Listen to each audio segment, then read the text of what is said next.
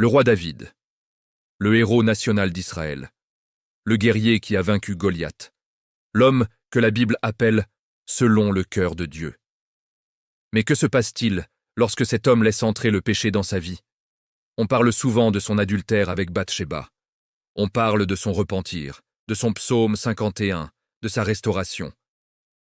Mais on parle beaucoup moins de ce qui s'est passé ensuite, car le véritable tremblement de terre n'a pas eu lieu sur un champ de bataille. Il a eu lieu dans sa propre maison. Après le scandale avec Bathsheba et la mort d'Uri, Dieu envoie le prophète Nathan.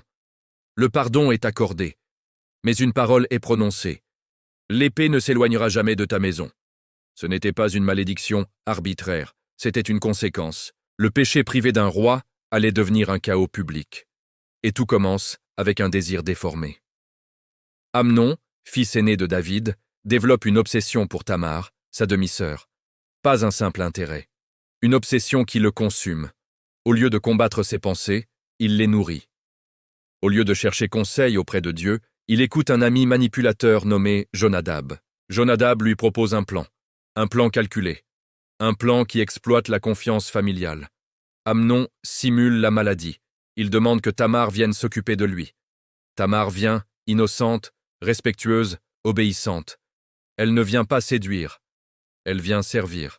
Mais derrière la porte fermée, la vérité éclate. Tamar supplie. Elle argumente. Elle rappelle la loi. Elle parle d'honneur, de famille, de honte. Mais Amnon n'écoute pas. La Bible est claire. Il agit par force, puis il la rejette avec une haine encore plus grande que son prétendu amour. Et ici, la question devient brûlante. Où est David? Le roi apprend ce qui s'est passé. Il est très irrité, mais il ne fait rien, pas de jugement, pas de punition, pas de justice. Comment expliquer ce silence? Certains pensent que David était paralysé par sa propre culpabilité. Comment condamner un fils pour un crime moral quand on a soi-même abusé de son pouvoir? Le péché non traité crée une faiblesse morale, et cette faiblesse a un prix. Absalom, frère de Tamar, observe tout. Il ne parle pas, mais il n'oublie pas. 2 ans passent. 2 années de silence, de colère intérieure, de vengeance froide. Puis vient le banquet. Absalom donne un ordre, et Amnon est tué. Le sang appelle le sang. Et la maison royale commence à se fissurer. Mais l'histoire ne s'arrête pas là.